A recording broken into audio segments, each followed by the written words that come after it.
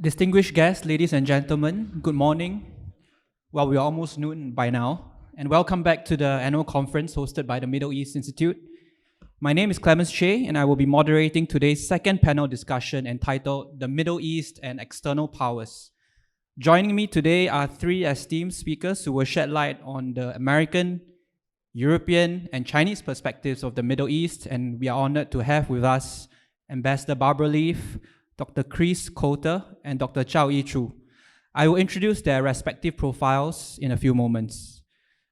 Just some house rules. We will begin with each speaker delivering their remarks for around 10 to 15 minutes each before we enter the Q&A segment. Earlier during the first panel discussion, we have already learned more profoundly about the developments that have produced a reordered Middle East, notably the weakening of Iran and the continued deployment of the Israeli military, if not hard power. And the relationships between regional states and external powers have correspondingly evolved and in some cases have been tested. The Trump administration's peace through strength commitment has blurred the vision that Mr. Trump had as a candidate of peace during the presidential campaign, bearing in mind that he is also angling for the Nobel Peace Prize. American forward presence in the region has never been more conspicuous since the US withdrawal from Afghanistan in August 2021. In fact, the Pentagon is maintaining a beefed up presence in the Middle East in the wake of US strikes on Iran. The situation in Gaza, as we have heard, remains far from resolved, with European states and beyond now experiencing a rude awakening to the humanitarian catastrophe and famine in the Strip. French President Emmanuel Macron is one of the leading advocates for Palestinian statehood ahead of September's UN General Assembly sessions, having co-chaired a high-level conference with Saudi Arabia garnering support for the two-state solution. Despite this international pressure, the Israeli government has now pushed forward with a military plan to take over Gaza City. Another significant file revolves around US-Iran nuclear talks, which have kind of entered an endless dark tunnel following the US strikes on Iranian nuclear facilities. The E3, Britain, France, and Germany have now pushed forward with triggering the snapback mechanism of the JCPOA. And to this end, the Iranian officials have responded and saying that they will give a response officially. And they have also met with Chinese and Russian representatives for support. Now, in this light, this panel will be addressing the approaches taken by various external powers towards the Middle East, specifically, as I've said, the US, Europe, and China.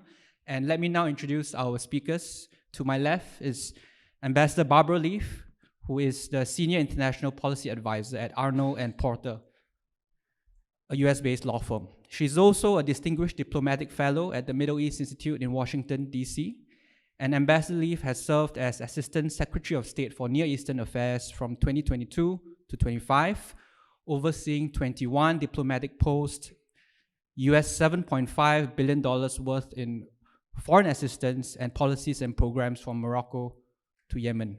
Prior to this position, she was Senior Director for the Middle East and North Africa and Special Assistant to President Joe Biden, having left the Washington Institute for Near East Policy, where she had directed the Arab Politics Program from 2018 to 21. She served as the US Ambassador to the UAE from 2014 to 2018 and was previously Deputy Assistant Secretary of State for the Arabian Peninsula and as Deputy Assistant Secretary of State for Iraq. Her illustrious diplomatic career has seen her receive numerous awards, including the Distinguished Honor Award by former Secretary of State Antony Blinken. Welcome, Barbara. We have joining us today also is Dr. Chris Coulter, the Executive Director of the Berghoff Foundation, with over 2 decades of experience in conflict resolution across Africa, the Middle East, Europe, Asia, and South America. She has extensive expertise in inclusive leadership, mediation, peace processes, and security policy. Prior to joining Berghoff, Dr. Coulter served as Chief Operating Officer and Director of Programs at the Negotiation Strategies Institute in the Middle East. She previously led the Peace Process Support Unit at the Folk Bernadotte Academy, Sweden's government agency for peace, security, and Development. She was a special advisor on peace and security to the Swedish Ministry for Foreign Affairs, where she played a key role in supporting multiple track 1 and 2 peace negotiations. Welcome, Dr. Coulter. And finally, we have, to my far left, Dr. Zhao Yizhu, who is the Executive Director of the Middle East Institute at the PKU, HSBC Business School, and Founding Director of the Israel Center and Middle East Institute at the Pango Institution.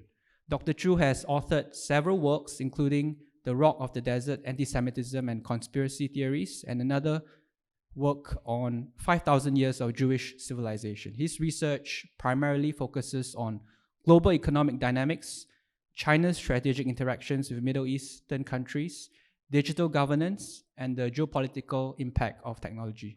He holds dual PhD degrees, one in Middle Eastern history from Tel Aviv University, and the other in economics from Beijing Normal University. He was also a visiting scholar at the Yale Law School. Welcome, Dr. Chu.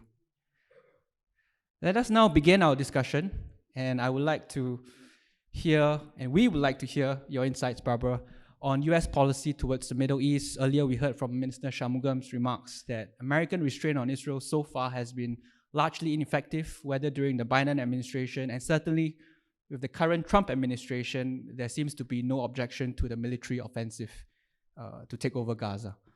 And more appalling is the resurfacing of the Riviera scheme that he announced earlier in March. So over to you. So would you like me to start with responding to those? Sure. Okay. So what I would say is the following. There's no question that it was a tough and a sort of a unrelenting struggle of 15 months during the Biden administration in dealing with the Gaza conflict, the aftermath of the October 7th horrendous attacks by Hamas, and then the conflict itself. And not a day went by that I wasn't working on Gaza in some fashion. I would say, there were things, I've been asked many times, could you have done things differently? Would you have done things differently? Ultimately, the sort of North Star of policy was President Joe Biden himself. And I will also add that there was no question in my mind that in 35 plus years of diplomatic work, I had never worked on anything as complex and difficult and wrenching as the Gaza conflict. The contrast I see right now with where we left off in January, which, as I said to the National Security Advisor, was in no way satisfactory to any of us, including the President, the situation in Gaza and the impasse over that conflict finishing with hostages home and the people of Gaza beginning a long, long recovery.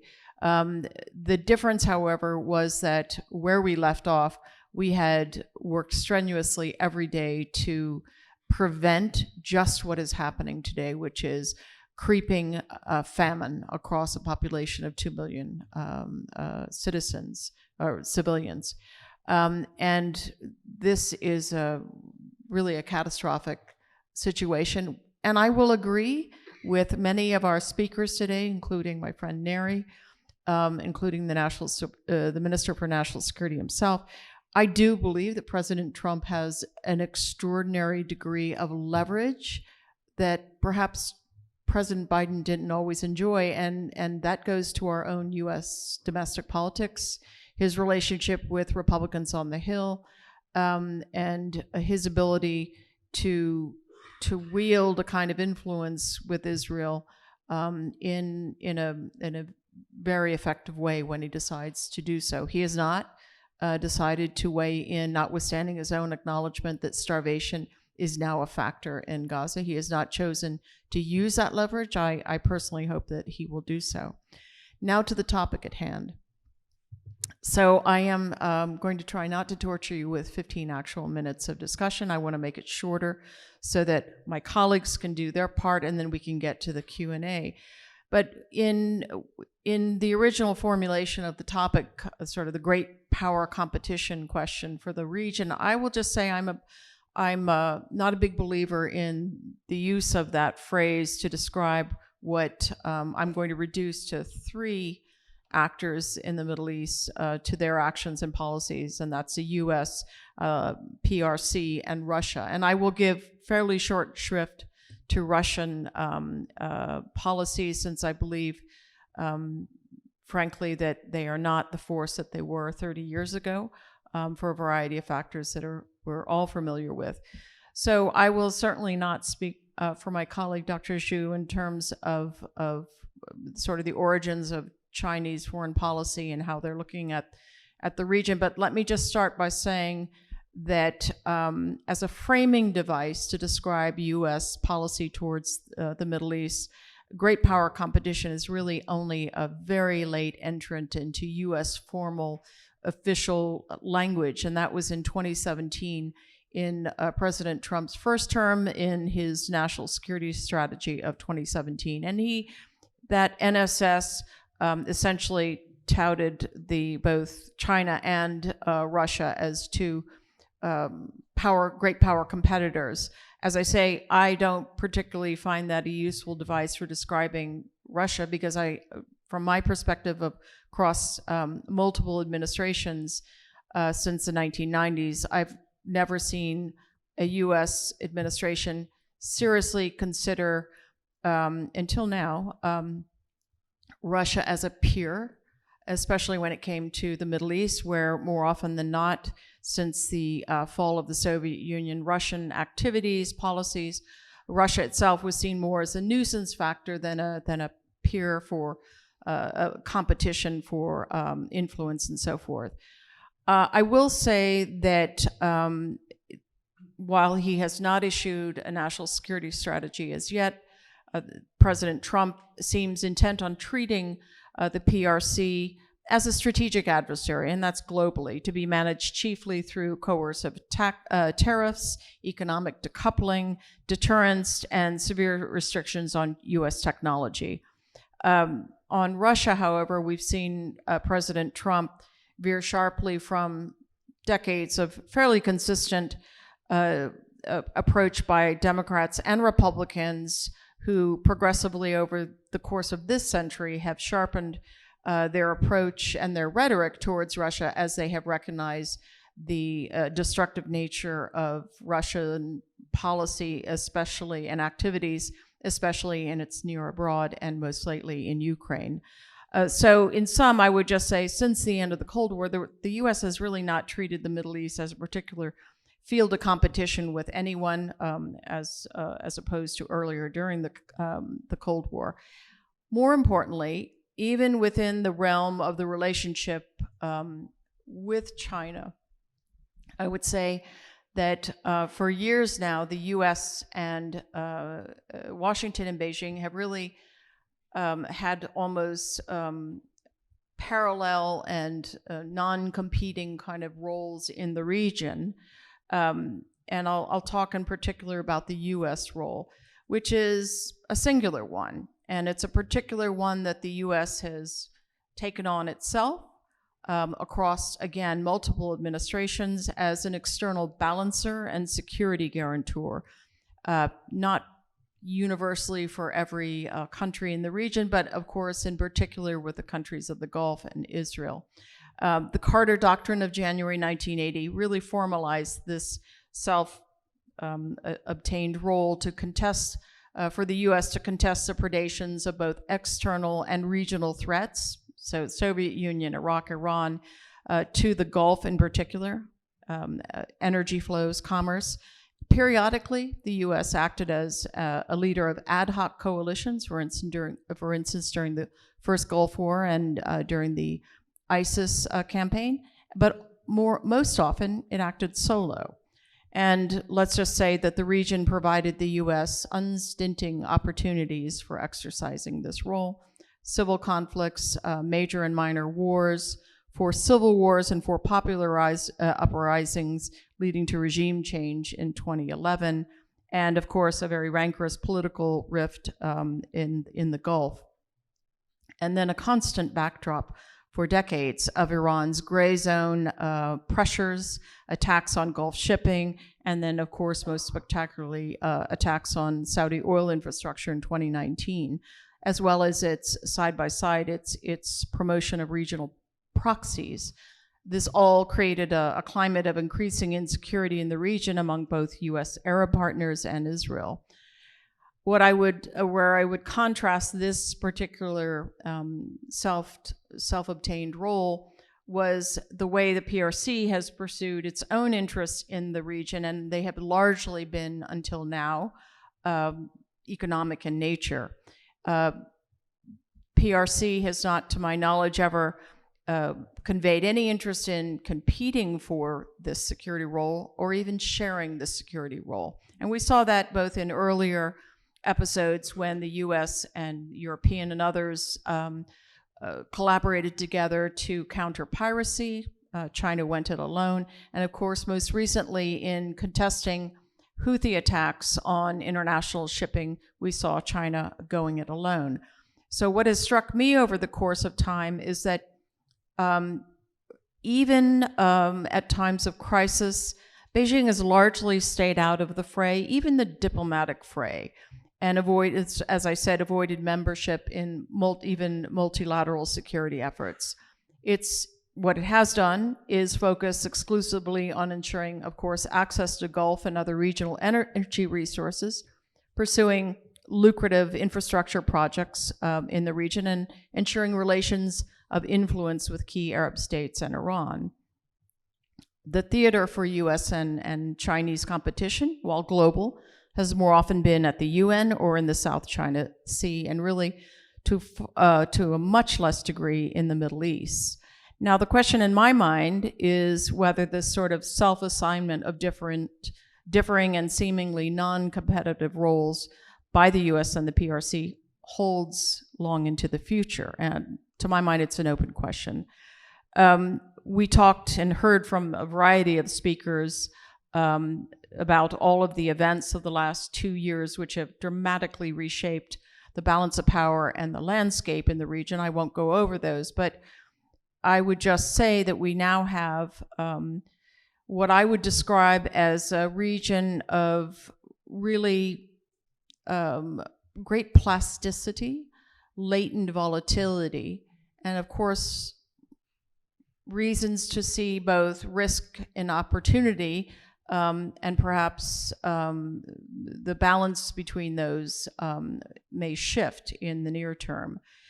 But what I'm struck by with the Trump administration is when we look at all of these dramatic changes, plus the open conflicts still, well, 2 open conflicts. Gaza, which shows no endpoint, and as we heard from the minister this morning and from other speakers, really risks having a deeply radicalizing effect over time on populations in the region and, of course, more distant. But the other open conflict is Iran and Israel. The game has opened, it has not closed. And I think there's an enormous question out there as to where this is going to go, and what the US in particular intends. But under the Trump administration, I would just say, against this sort of backdrop of insecurity and, again, plasticity, I use that term in a neutral fashion. It can morph in positive directions, thinking particularly of Lebanon, Syria, and whether collective efforts, including from the Gulf, from Turkey and others, including from the US, could shape successful political transitions across what has been historically probably the most unstable piece, insecure piece of the region. But plasticity can also mean, can morph into instability. The Trump administration, President Trump himself, came into office with a very long track record, and one that he gave voice to repeatedly in coming on the campaign, and then once in office, and really rather in colorful terms in May in Riyadh. He has a great disdain for U.S. military over-involvement overseas. And over-involvement can mean questioning even sort of static presence of forces, let alone engagement by U.S. forces in conflicts. He has clearly looked at the region and delineated two goals: one, to achieve a nuclear agreement with Iran; the other, to see the end of the Gaza conflict as a stepping stone, not to Palestinian statehood, but as a stepping stone to a widening of the Abraham Accords through inclusion of Saudi Arabia. But to date, he has shown interest in a very restricted set of countries, essentially Saudi Arabia, UAE, Qatar, Israel, and has worked in a fairly transactional and narrowly focused way with the first three countries, looking at deals, economic benefits. And in terms of Israel, as we heard from many commentators this morning, and I would agree with it, he has taken a very hands-off approach to Gaza, which is, I read, frankly, as also not wanting to own the complexity and sort of the not just the complexity, but sort of the ugly nature of trying to resolve that complex. So while he has said repeatedly that he believes he's told the Prime Minister Netanyahu, that he should do what he needs to do. That's another way of saying President Trump, the U.S. is not going to do for him. And then on the question of Iran,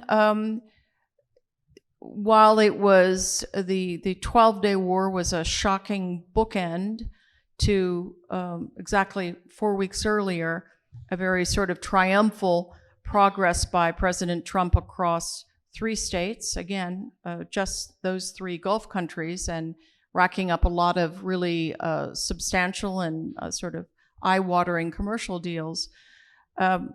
A month later, you had the conflict, you had U.S. participation in the conflict. And with the open question now of whether and when, how the U.S. will engage diplomatically to close out the Iran nuclear question. And President Trump himself has given voice to a range of views on that, and including the notion that perhaps it's not really necessary to go to the trouble of doing a formal negotiated deal. That then, to my mind, leaves open the question of whether he will deflect to or have no objection to Israel doing a sort of constant policing effort against the nuclear program.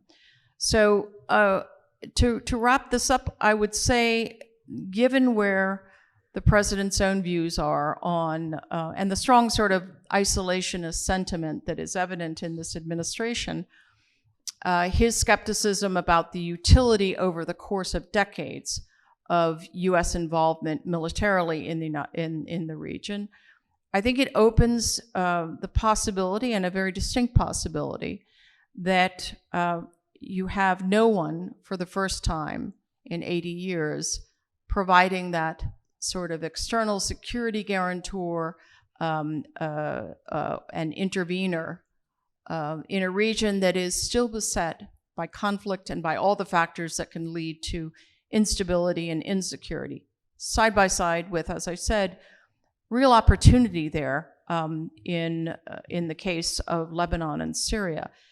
China, to my mind, has shown no appetite, no interest in taking on such a security burden. Europe is wholly engaged and focused on a different battlefield, and a literal battlefield, which goes to European security in a very existential way.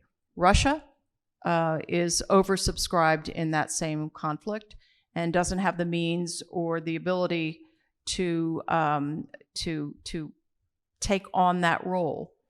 And so I leave it to the audience to think about a scenario where the U.S. really does continue to step back for the first time. This is an important point. For a first time, really step back in terms of force presence and the willingness to flow forces in dynamically when crises erupt. I know from years of dealing with the U.S.'s Gulf partners that there has been a great anxiety through every period when we had, from periods when we had 166,000 troops in Iraq, through decades of when we've had a fairly consistent force presence across many parts of the Gulf that were acted as the means by which the U.S. could project power.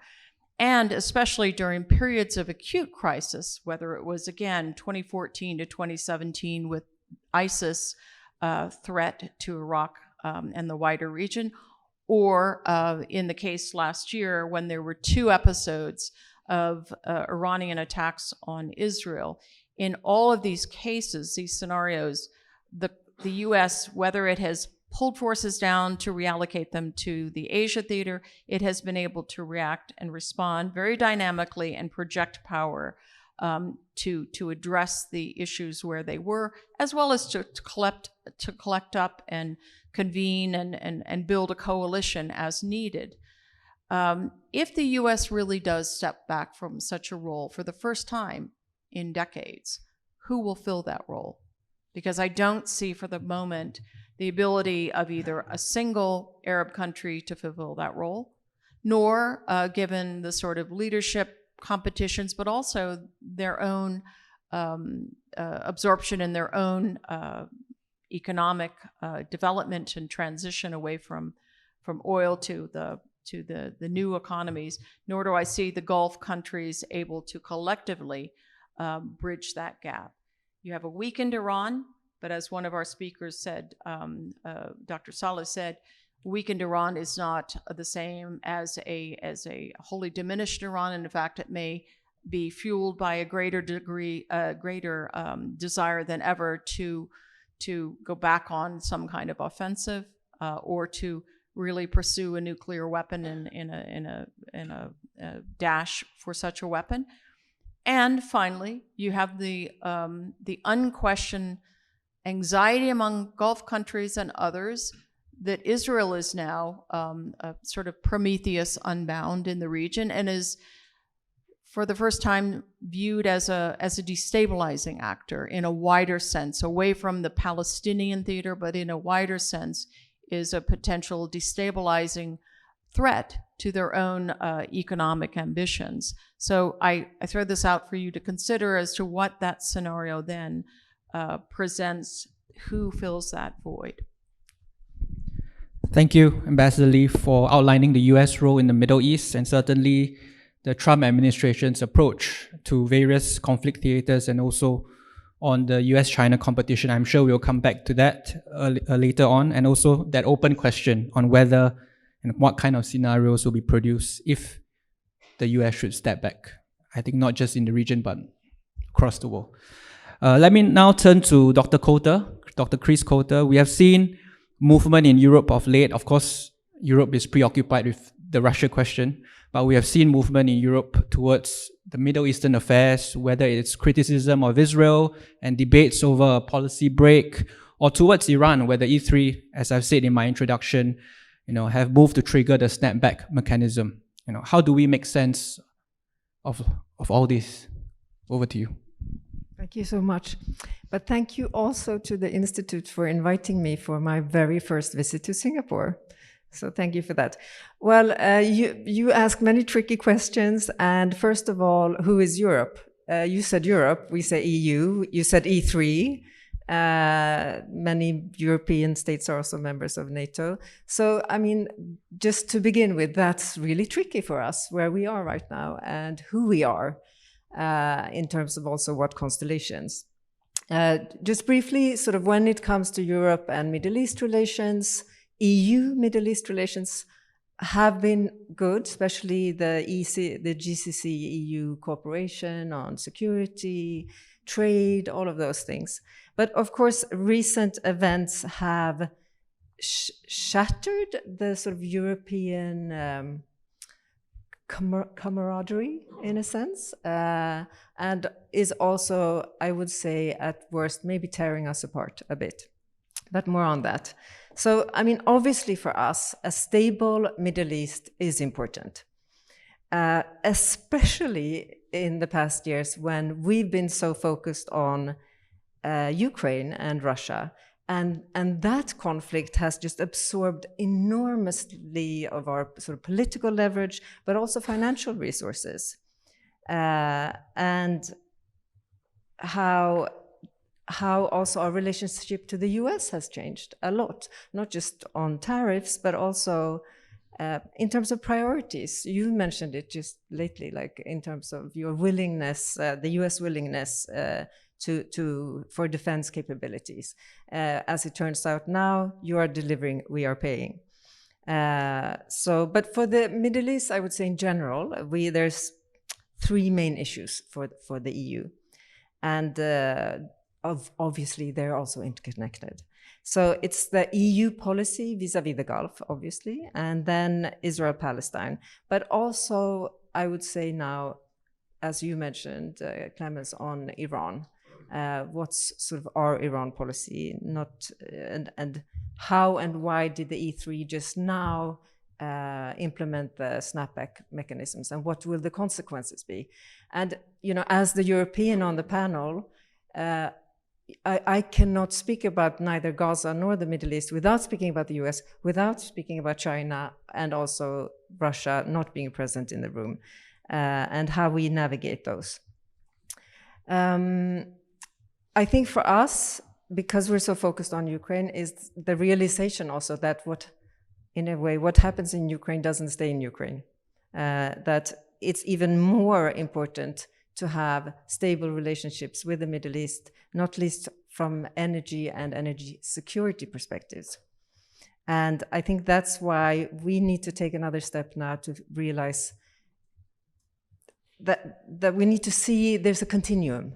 And it's not just sort of bilateral relationships between regional entities, but how do we reinforce European economy, European security strategies? But on GCC Europe relations, I think a lot has been on, as I said, trade and security.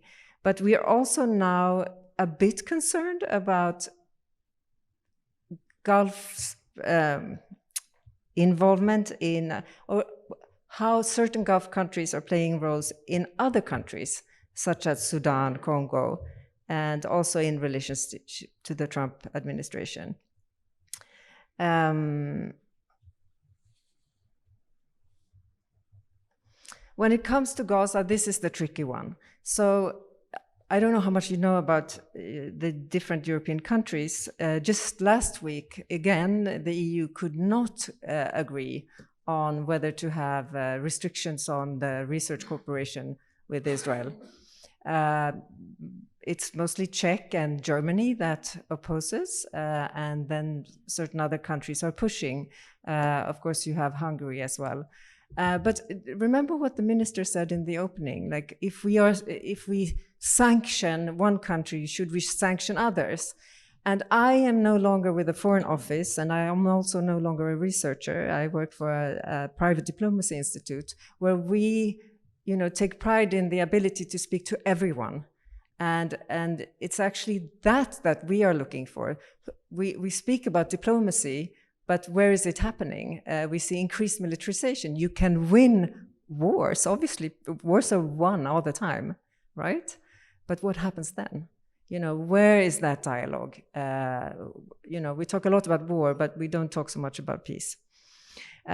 For Europe, when it comes to the Middle East and Syria, Iran also, we're very worried about Syria. I am not a German, I'm a Swedish, but I work in Berlin. Germany is very engaged also in Syria and worried.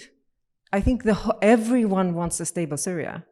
But we are a bit worried about what's going on, both with Turkey and Israel vis-a-vis Syrian stability. But also, what do these conflicts, how do they affect us internally?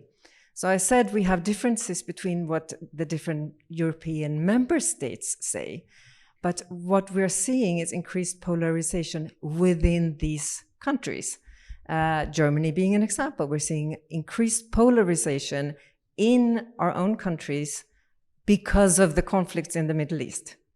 where also we have a lot of coalition governments in Europe. You saw just recently the Dutch foreign minister stepped down. We have a German government that says one thing, and if you look at the polls, the population say another. So also, again, we cannot insulate ourselves from these conflicts. They're affecting our domestic policies as well.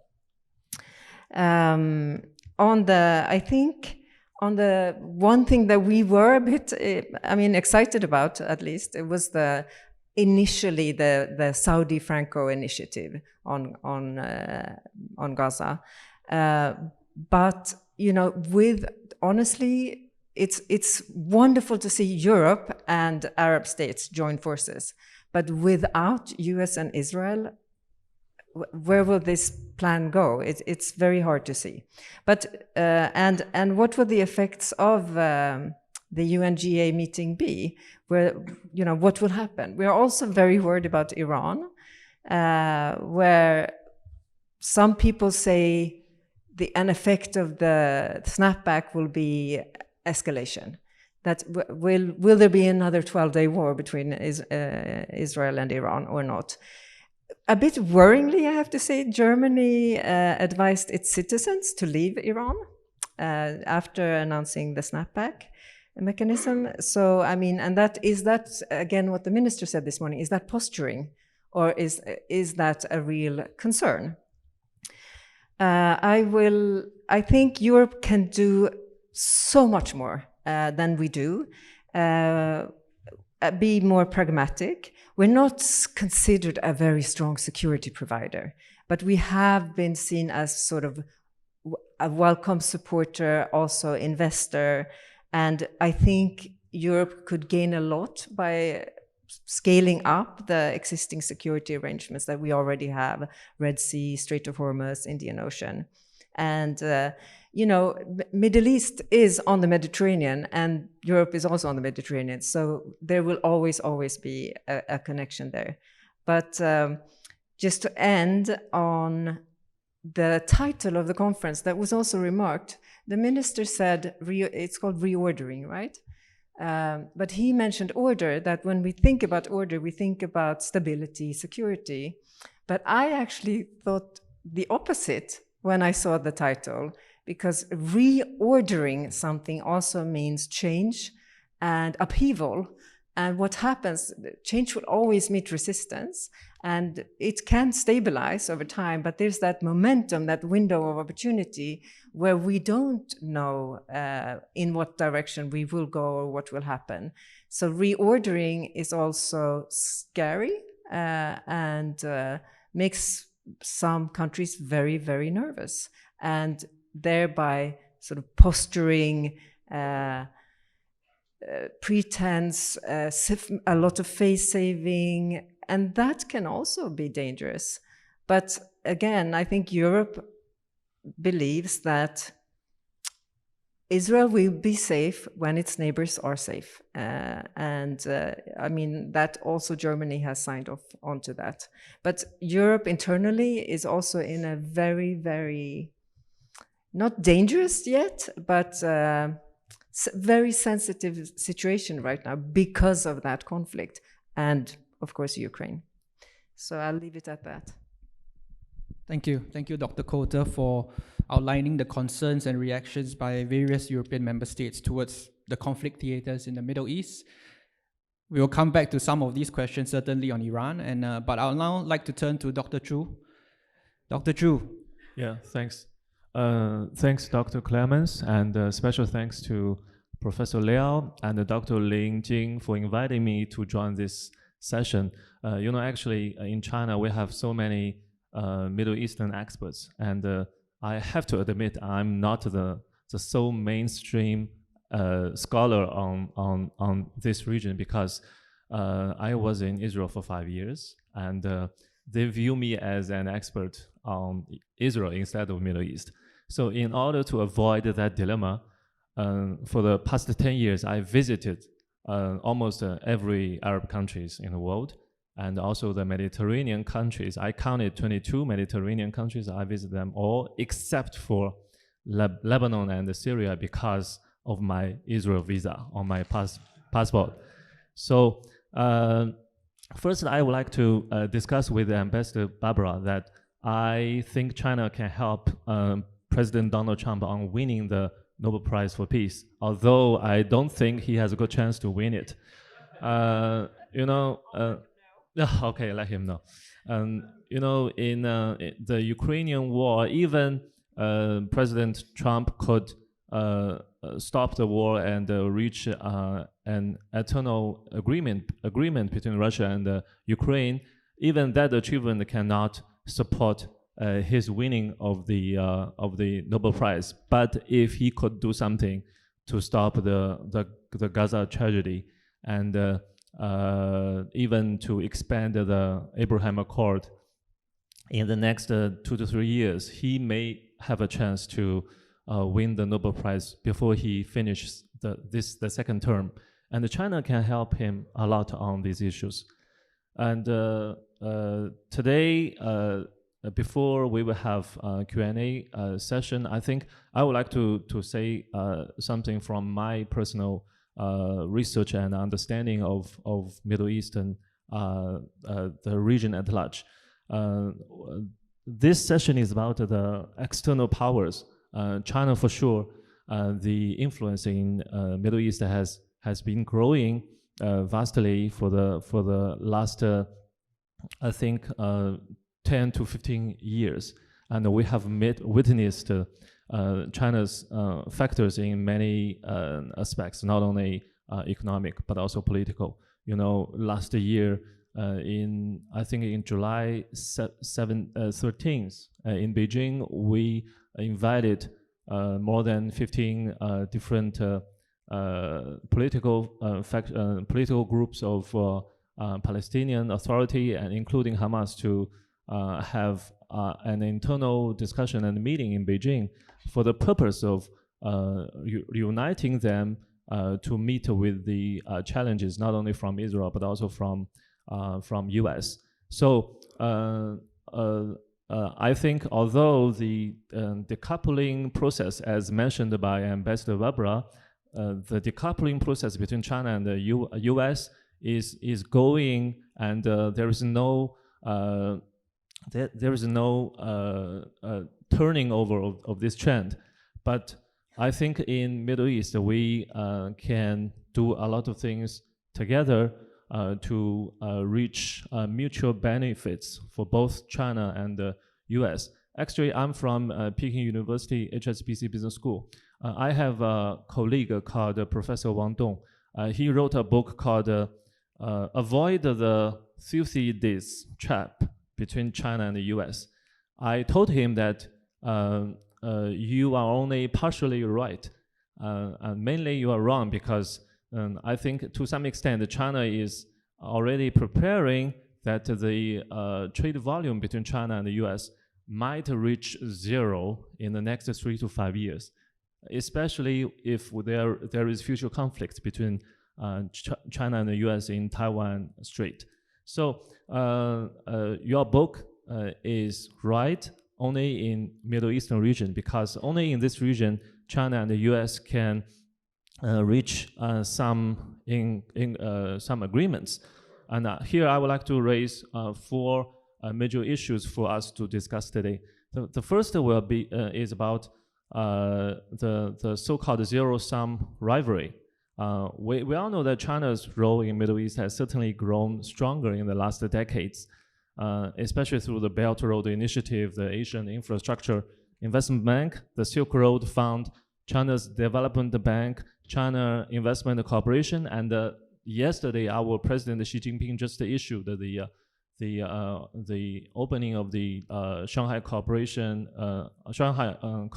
Organization Bank, and the first round funding will be more than 50 billion US.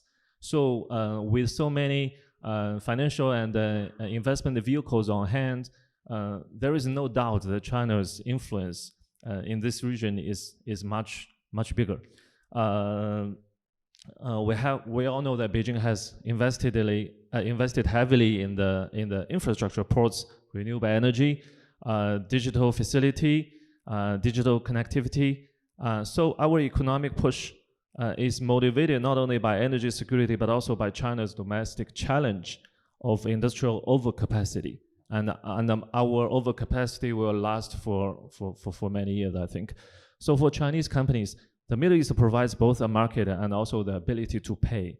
The ability to pay, I mean, the market is in everywhere, but not so many markets in the globe are able to pay China's export of capacity, export of productivity.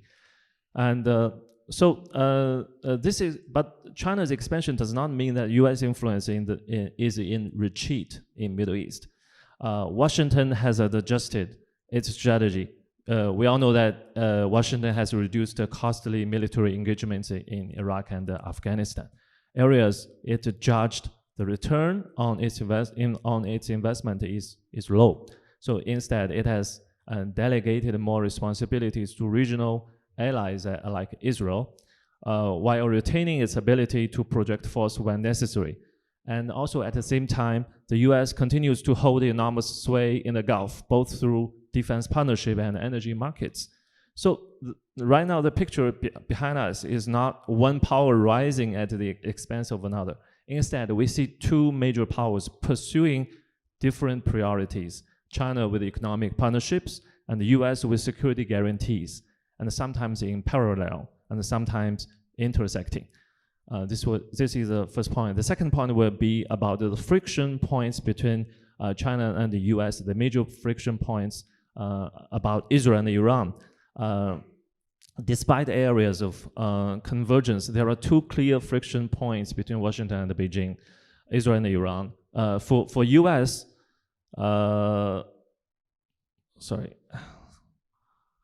for US, Israel remains its closest partner in the Middle East.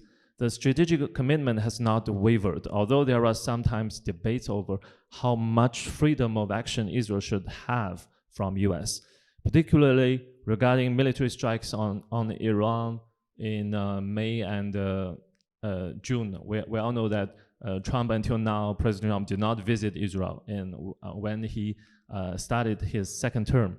So that was a delusion that US and Israel's relationship deteriorated, but that's not the true story.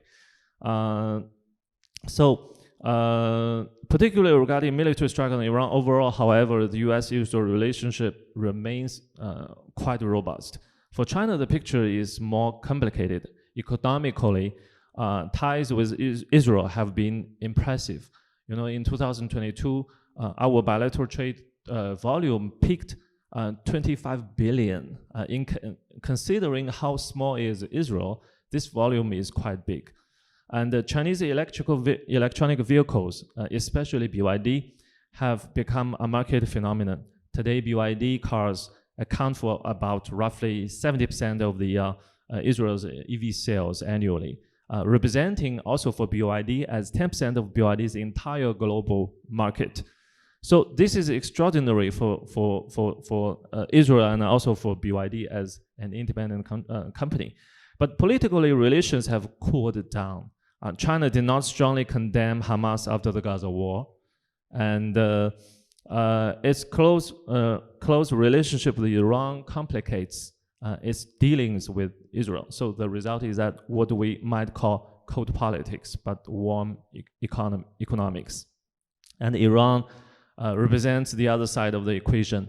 US continues to apply maximum pressure to constrain Tehran's nuclear ambitions. By the way, I think until now, at this stage, I think Iran has no chance to obtain the nuclear war. So nuclear facility, a nuclear bomb, no way, no chance at all. I can explain the reasons later. And China, meanwhile, we signed a 25-year cooperation agreement with Iran. But the reality has been more cautious. Chinese crude imports from Iran have actually declined for the last 3 to 5 years, partly because of US pressure and partly because Russian oil entered the Chinese market after the Ukraine war. So this shows that China is quite pragmatic. On one crucial point, China and the US fully agree Iran must not obtain nuclear weapons for sure.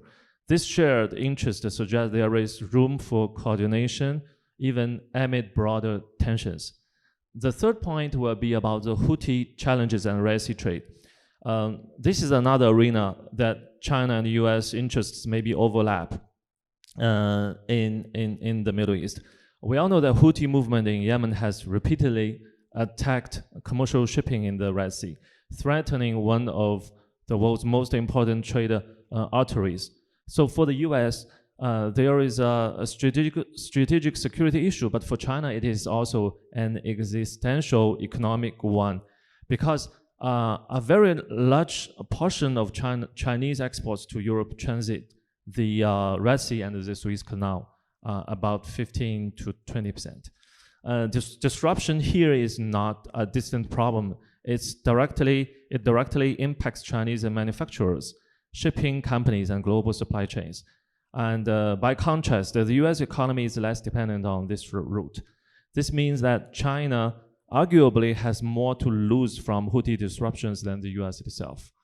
So at the same time, China may be better positioned to engage with the Houthi diplomatically. Beijing has channels of communication with Iran, the Houthis' key backer, and it has cultivated a reputation as a mediator in the Middle East, demonstrated by its role in brokering the Saudi-Iran rapprochement in 2023. So it's conceivable that China could use this diplomatic capital to pressure the Houthis towards restraint. So continued attack on shipping could push millions of Yemenis people into famine. This is another side. So my conclusion on this point is that US and China could really do much better, more things to stop the Houthis from commercial shipping attack. The fourth point might not that mainstream. It's about the financial frontier, especially RWA, real-world assets, stable coins, and the post-oil strategy. We all know that beyond security and trade, there is a new and underexplored dimension of US-China interaction in the Middle East, finance and the digital currencies. The UAE has been pushing aggressively into blockchain, cryptocurrency, and stablecoin ecosystems.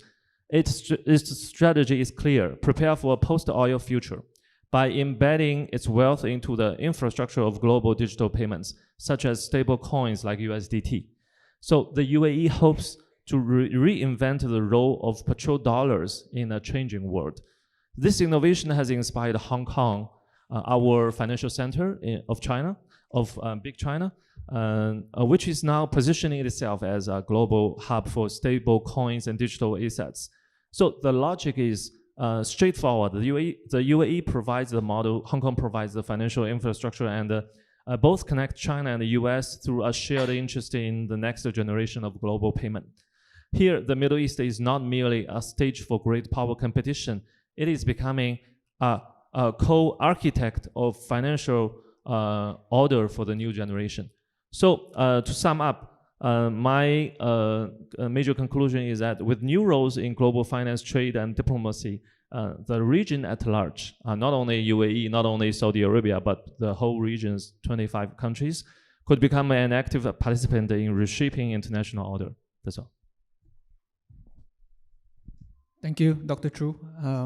We have now entered the Q&A segment, but let me exercise my privilege as moderator to ask our speakers one round of questions while you put on your thinking caps, and perhaps for our audience online, you can also key in your questions in the Q&A box. Based on your remarks earlier for everyone, and I have a different question for all of you. Ambassador Leaf, Dr. Chu talked about the possibility of intersecting interests between US and China in the region. What are the red lines for US foreign policy where Chinese involvement is concerned? Let's start with this. Well, I don't think it's so much a question of red lines at the moment. And again, I'm speaking as an American, not representing the Trump administration, but as an analyst of the Trump administration's policies of my own government. Look, I think if there are overlapping interests, and I don't disagree with that. In fact, I'm sort of pleasantly surprised that Dr. Zhu and I had sort of similar takes on the sort of the parallel roads that the U.S. and the PRC have followed in the region, and not in a contestation sort of zero-sum game approach. The question that I think is not quite clear is whether or not, yes, there are interests in common, and the Houthis are contesting their use of the Red Sea as a battleground, essentially, to fight an ideological war against Israel via holding hostage international commerce. That would be a prime place, in my mind, for such a demonstration of a common approach, but I haven't seen it. I haven't seen it we certainly did not see it during the Biden administration. And we would have welcomed China's participation, if not in the military escort regime or even the military defense against the Houthi, then in a concerted political and diplomatic effort, given the channels not only with the Houthi, but importantly the channels with Iran, because Iran has and continues till now of being a resource for material, for defense materials, weapons, etc., for the Houthi. The Houthi also purchase a lot of components for their attacks, missiles and UAVs and so forth, from China. So we would definitely, I could say, we would have welcomed that kind of concerted effort, aligned effort by Beijing, but we never saw evidence of it. And as to whether Trump administration would welcome it, I would think so, but it's hard to say, because for the moment it appears that the administration's policy is tariff focused, and doesn't seem to acknowledge what I think is clear, that there are places for us to cooperate on. Thank you. Dr. Chu, do you have anything to respond to? For the arms sales from China to Houthi, I think this might exist, but we don't know the actual volume or the amount, or if it does exist. But through the third country or other channels, there should be no direct arms sales from China to Houthis or to Gaza Strip. I'm sure our government already banned such kind of arms deal, but we have arms deals with other major countries for defensive reason, not for offensive. Yeah. Thank you. My next two questions will be for Dr. Coulter and Dr. Chu with reference to Gaza. For Dr. Coulter, I think I wanted to ask about the EU-Israel Association Agreement. Will we see any form of break, even in the trade component of such an agreement, because of the increasing, support for France's, push, which will go up in the UN next month? This month already. And for Dr. Chu, again on Gaza, China has brought together 14 Palestinian factions, and then which culminated in the signing of the Beijing Declaration. Would Beijing do more, in fact, as a go-between in this crisis? Perhaps we start with Dr. Coulter first. Thank you. Well, as long as Germany says no, it's going to be a no on the association agreement. But what is more likely to happen is that some individual member states would do things unilaterally. A lot of the European member states don't want to do that. My own country, in particular, Sweden. But that, if nothing comes out in the end, and let's see what happens at the GA, that could happen. I saw a question on the monitor. If the The EU, Europe is a dying and highly polarized continent. Having 27 voices on every issue does not help. After 70 years of relative peace, is it time for the EU experiment to end? Well, yeah. No, I mean, it's different. Domestically, like internally in Europe, it's working. We have a common market, most have common currency. I mean, I'm Swedish, I can live and work in Berlin, I can travel. For those things, Europe's still working, and we're keeping our peace. But it's the foreign policy where Europe struggles, and that might need to be reconsidered. But on the sanctions, a lot of countries are saying too little, too late. We have to do something. This has to stop. Others are saying this is like Fred Merz. He's saying that this is not productive. It's not the right way to go. So we are divided on that issue. Thank you, Dr. Chu. I think for China, we have three major areas of interest for not only for our president, but also for our government. The first is the Mid-Asia, the second is Middle East, and the third will be ASEAN countries, including Singapore. So China, for sure, is willing to play a more responsible role in solving the major conflicts in the region, including the Gaza tragedy. I think last year when our government invited 15 groups of Palestinian political parties to China, we were quite authentic of solving their issue to join them as a united party to meet their challenges from outside. But actually, until now, I think the major issue is not the internal unification issue, the internal issue. It's still from outside. So to this extent, I think China's influence on Gaza issue is quite limited.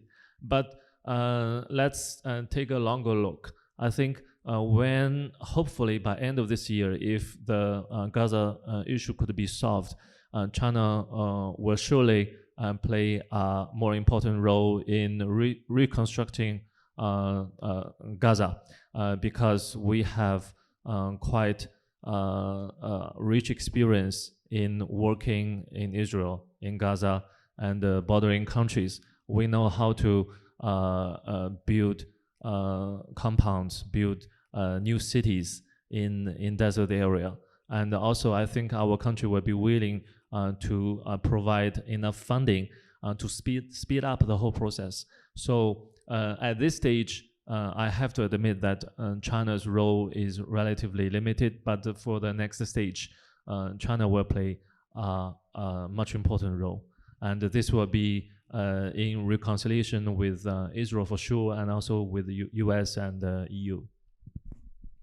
Can I just add very shortly? So I did mention Germany. So Germany is the second biggest exporter of weapons to Israel, 30%, I think. And, you know, because of its unique history, has that special relationship with the Staatsräson and everything. But the thing is, Germany is not leveraging. It's Israel's next best friend, but it's not leveraging that relationship in a sense. So there, again, I think at least one of our member states could maybe... It will never, ever be, you know, it can't push Israel like the US can. But in terms of at least having a dialogue, I'm sure Germany could do more. Thank you. Let me open the questions to the floor. I think I already see a hand. Could someone get a mic over to the gentleman in the middle?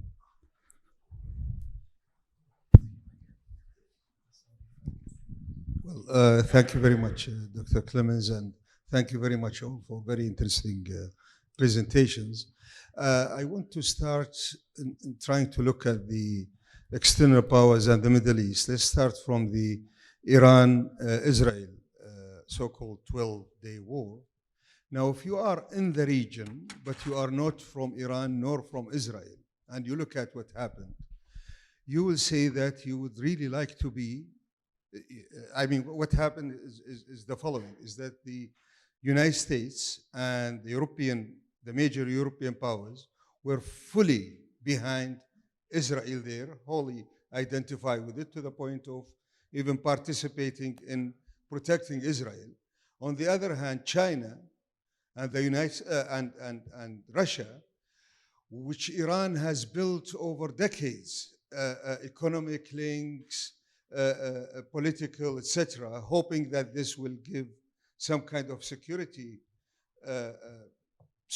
umbrella, if you like, or security support, were idle. Their position is no different from Venezuela or Brazil or etc.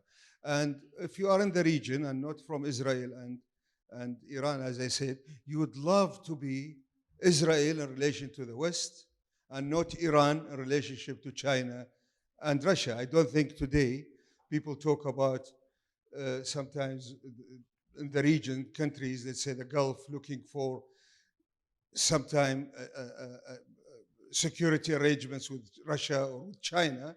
I don't think, given the experience, they even, supposing that they were thinking about it, they will think about it anymore. The problem, however, with the West is that the United States and the major European countries is that the relationship with Israel has to do with domestic politics. It has, nothing to do with what we think in international relations about strategic calculation. And so, by focusing about strategies, etc., I think we are missing the point. It's basically a question of the domestic configuration of power within the United States and the major European countries. And here, what complicates the matter is the policy is not a reflection of public opinion. That's I think, a wrong way of looking at it, but rather the way special interest has entrenched itself in the political systems of liberal democracies to the point of democratic representation do not find manifestation in many issues, and we've seen it with the populist movements. But here we on economic issues, social issues. But here we see it in terms of foreign policy. The foreign policy does not reflect the majority, the overwhelming majority of the constituencies in the West, but they reflect a rather powerful interest groups in Germany, in the United States in particular. But so it makes it a very complicated thing to look at it in terms of strategies and strategizing in terms of international relations. I just want to finish with one thing regarding the Europeans, which is a position which is really, I find it puzzling, the way that especially countries like Germany identify with Israel. I mean, I can understand the United States, despite the resentment that it generates in the region and beyond the region, its policies of identifying with Israel, and then the United States has its hard power and it's needed in many contexts. But places like Europe, European Union sees itself as a trading bloc, but plus a normative organization, defending values, etc. They have paid a heavy price for this kind of policy that we saw during the 2 years, and especially countries like Germany. So the policy is not even, if you look at it from a strategic point of view, is really a self-inflicted wound rather than anything else. And until the silent majority in Europe start talking, I don't think we will find any change in this, because the popular resentment in Europe about the policy will not necessarily reflect itself into policies at the helm of the states in Germany, for example, or certainly not the United States, but even France and Britain. Thank you. Thank you. I think that question and comment is directed to Chris, but hold that thought for the moment. Do we have any more questions from the floor? Yeah. Michael Vatikiotis from the Center for Humanitarian Dialogue. I think there's a voice missing in the room, which is the global South. I mean, Europe is a former power in the region. China is a cautious, risk-averse power in the region. And the United States is complicated with regard to its relationship to Israel. Now, the Global South doesn't have a lot of power. It does have convening power, and it also has, becoming increasingly, a reservoir of normative values that were once valued in the West and the North and are increasingly isolated in this part of the world. Self-determination, sovereignty, human rights, tolerance and diversity, which are some of the civilizational values that are being bled out of the Middle East by the conflict. There's an urgent need to sort of convene around that. So I just wanted to make the point about the Global South. But I wanted to ask a question of Dr. Zhu. During the 12-day war, Iran threatened, directly, indirectly, close the Strait of Hormuz. Now, the closure of the Strait of Hormuz would result in a 40% increase, as much as 40% increase in the price of oil, which would affect everyone. And so with regard to Ambassador Leif's appeal for China and the US to cooperate together, regarding the safety of logistical supply lines, I'm wondering whether if we do see, as some people predict, another conflict between Iran and Israel, and if that threat materializes, would the US and China come together, not just to protect the supply lines, but also to stabilize markets and sort of work together to sort of make sure that there's no particular fallout on the global economy? Thank you. Thank you. Perhaps we start with Chris. In the previous panel, historical key events was mentioned. I actually didn't know. I didn't know a lot about Germany before moving there, but you just cannot. Since the end of World War II, that historical key event and the way they've been dealing with it is part of their DNA. You cannot get rid of it. It's fundamental for how they view the world. So if you want to call it a worldview conflict or differences in worldviews, also within Europe.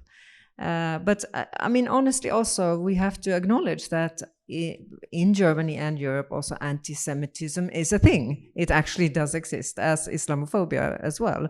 But and what should the alternative be? That you're saying public opinion in Europe, but if the pendulum just swings to the other side, how is that better? So yes, we do have an internal debate that we need to talk about in Europe, and policies don't always reflect public opinion, but we have elections, and the public can choose another government in the next election. But it's not easy the way it is for now. Can I just say on your comment on the Global South, I think you're absolutely right. And I think also for us in Europe, we are even looking to South Asia because of the convening power and because of also there's no stakes for a lot of those countries, especially in the Middle East, as we experience that we have when we have all of this baggage. So I think that's a truly interesting point. But for the Strait of Hormuz, I will hand it over to you. Well, I'll come back to this issue as well of how U.S. Policymakers over the course of decades have crafted their approach towards the region, but especially towards Israel. And although we do not have the same DNA as Germany does for obvious difference, which side of the war we were on in World War II, we were shaped historically by the Holocaust and by what happened to Jews in Europe. And that shaped policymakers over decades in an approach to Israel, even while successfully growing very deep and rich relationships with a set of Arab partners who are arraigned on the other side of the conflict. I will say that Gaza has severely tested the solidity of public opinion, both on the left and the right in the United States, both in the Democratic Party, most spectacularly last year, and on various college campuses generationally, but also we're seeing profound shifts of opinion in the Republican younger generation, in President Trump's own base, political base. And so I think this is more in the direction of isolationism in part, but also, frankly, I'm very concerned about the sort of the lashing rise of anti-Semitism in the United States as well, that has become twinned with opposition to Israel's approach on Gaza. So public opinion is shifting in the United States. It will have its impact on policymakers, and you could see it sooner rather than later in the course of this administration itself. On the question of whether there is room for Beijing and Washington to work operationally together on a common crisis, it will be a very new experience. I think, arguably we should be looking for that as two countries with important interests, very different roles in the region. But I go back to the questions I left at the end of my own remarks, which is there is the possibility, notwithstanding this tremendous development of economic relations which China has forged in the region, there is a risk that the region which wants something else or needs something else, which is intervention on security grounds and to manage crises, that there won't be anyone to call if this administration continues the track it's on. Now, I hope frankly it won't, because I've seen a succession of presidents, American presidents, come into office saying, we're way over committed in the region. We've got to shift things to different theaters. And then they find that the crisis occurs and they do have to respond to it. But we haven't seen that with Beijing. So, hope springs eternal. But I think given the relationship that China has with Iran, it stands to reason that there's a place to use it. Thank you. Dr. Chu. Yeah, I just mentioned that the decoupling process between China and the US is going on. There is one statistic showing the process going on. Actually, I think weeks before Minister Besant and our Chinese counterpart, the Minister of Finance, we agreed some clauses on the rare earth export restriction from China to US, but still China did not restart the import of soybeans from US to China. We moved our orders to Brazil and Argentina instead of US. So that means the decoupling is still there. And Mr. You just mentioned Global South and the emerging market. I think because of the decoupling, China for the last 5 years is really doing our best to play a more vital role in booming up the overall performance of Global South platforms, including BRICS, AIIB, BRI, SCO, Shanghai Cooperation Organization. And we're not only supporting these countries politically, but also to expand our economic projects with, especially with BRICS countries, which include UAE, Saudi Arabia, and Egypt, the three major countries in the region. So I think for the next step, we have no choice. We have no chance to go back to our former relationship with the EU and the US. So if our production capacity is still there, we need the bigger market globally, and then we have to breed a better relationship with global South or emerging market. So China's major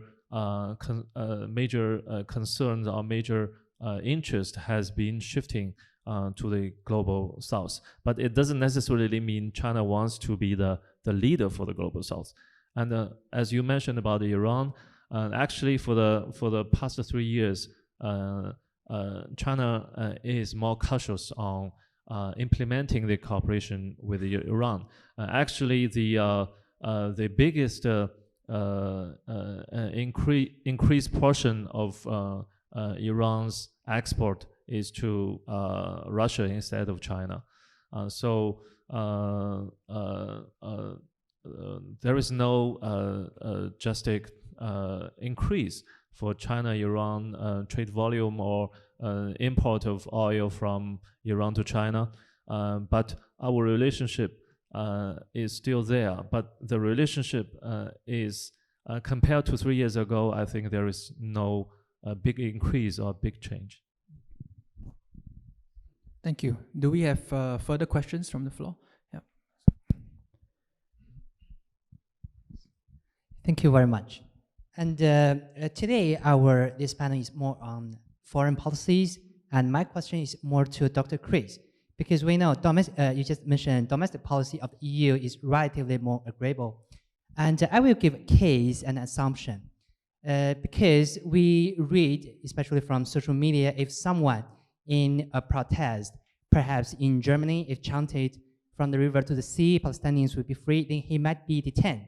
Then I talked with a friend who's also in Middle Eastern studies, and then he asked me, so how about if someone chants, okay, so from the river to the sea, all will be Israeli. Will he be treated differently according to the regulation?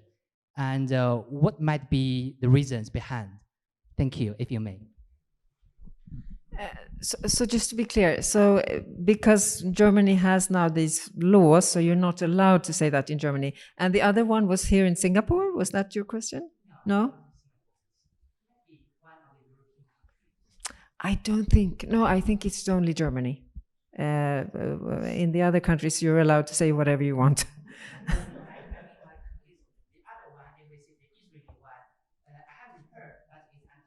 Yeah. Yeah. Yeah. Okay, now I understand you. Yes, yes. No, I don't think it's illegal in Germany to say the other one. Yeah. Yeah. No. But yeah, and it's a huge infringement on freedom of speech, of course, in Europe, and all of the other European countries were quite astonished. But on the other hand, because who would say that then on the Israeli side? It would be sort of the settlers, right? Who wants greater Israel. Also now even, on the other side of the Jordan River. So I don't know, maybe you tell me, let's see where we are in a year from now. Because European public opinion is really changing, especially on the settlers. Thank you. Any further questions? Yeah.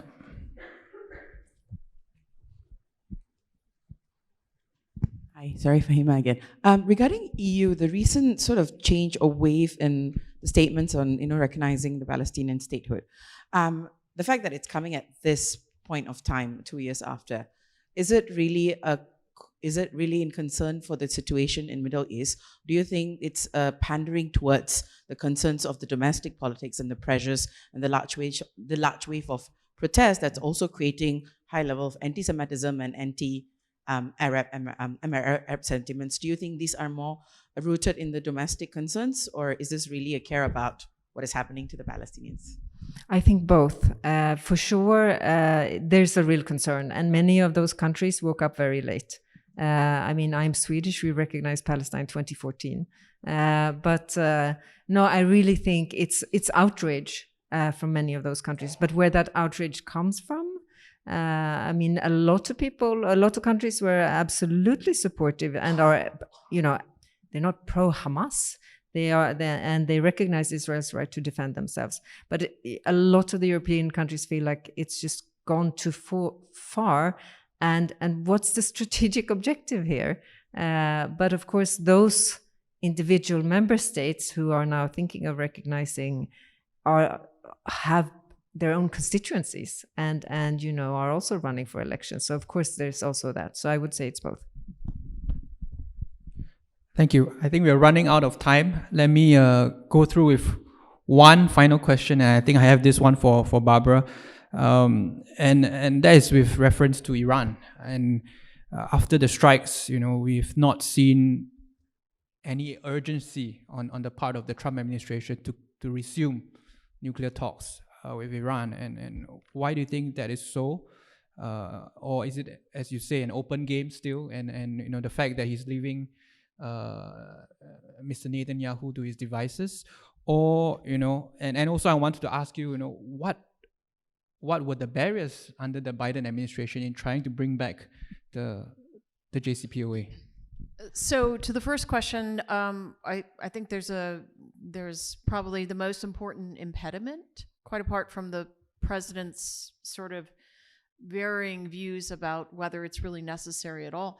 You have the same guy who's doing 3 different sets of negotiations, all of them extraordinarily complex and labor-intensive.